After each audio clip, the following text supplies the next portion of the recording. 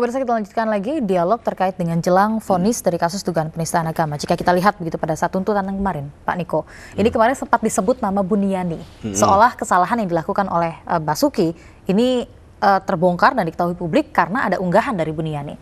Nah, ini yang menjadi satu penyiasatan yang sesat ya. Jadi seolah-olah menimpakan kesalahan ini ke Buniani. Padahal sebelumnya pidato yang berisi tentang ucapan penodaan terhadap agama terhadap Al-Maidah 51 itu kan diupload oleh Pemprov DKI, Kominfo Pemprov DKI.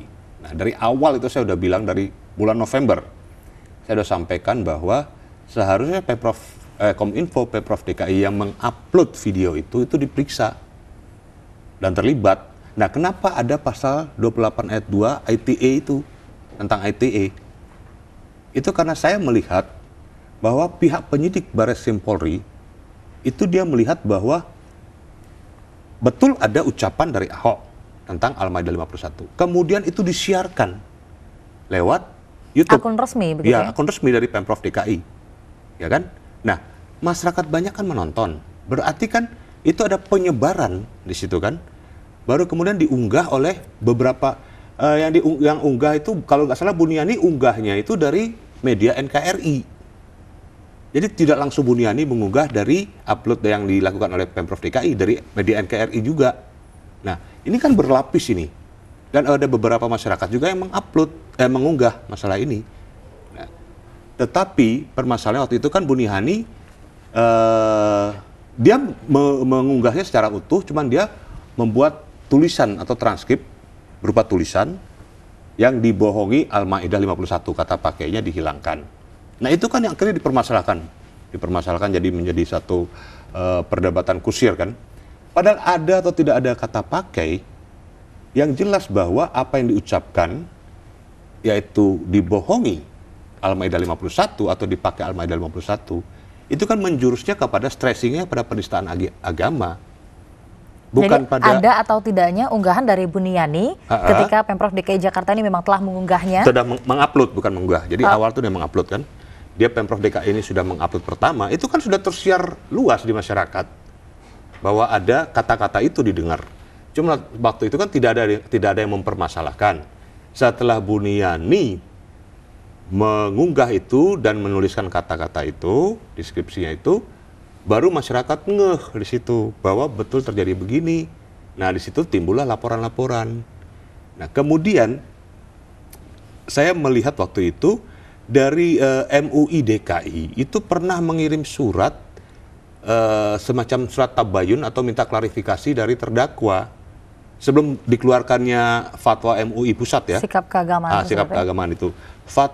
MUI DKI sudah pernah mengirimkan surat itu, tapi tidak ditanggapi oleh terdakwa, sehingga kemudian pihak penyidik Barreskrim untuk dia memenuhi dua alat bukti yang cukup untuk menyatakan si terdakwa atau tersangka ini bersalah, dan untuk mengumpulkan bukti-bukti itu dia meminta pendapat keagamaan dari MUI.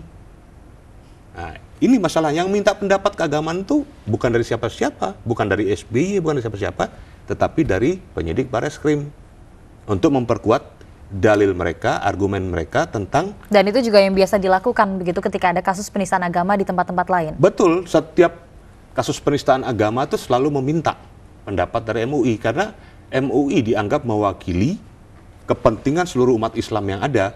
Kalau Kristen itu dari PGI, kalau Katolik dari KWI, itu ada gereja, ada badan-badan masing-masing gitu kan. Jadi yang bertanggung jawab terhadap umat ini, yang ini kan dibentuk oleh presiden. Dan itu pun hal yang diminta begitu oleh penyidik, ya. Akhirnya juga seolah dimentahkan begitu saja oleh jaksa penuntut umum. Itu menjadi permasalahan. Apa yang telah dihadirkan oleh penyidik berupa beberapa alat bukti, itu justru seakan-akan dimentahkan oleh jaksa. Jadi seakan-akan sekarang jaksa ini bermasalah dengan MUI. Jadi MUI yang dituntut bukan Ahok.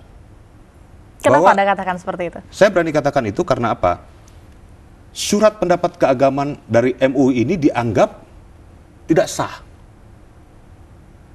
Kalau saya melihat ini.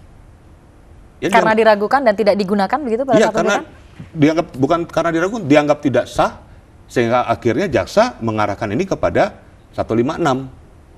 Kalau di MUI kan 156A itu udah jelas. Baik, hal itu juga yang kemarin sempat dikatakan begitu ya oleh tim kuasa hukum dari MUI yang juga menyatakan ketersinggungannya begitu terkait dengan hal ini, GNPF maksud saya. Iya. Yang juga menyatakan ketersinggungannya karena seolah jaksa ini tidak menggunakan apa yang sudah dikeluarkan MUI berdasarkan permintaan dari penyidik. Kita pastikan lanjutkan lagi perbincangan kita terkait dengan aksi-aksi jelang dari vonis tanggal 9 Mei besok.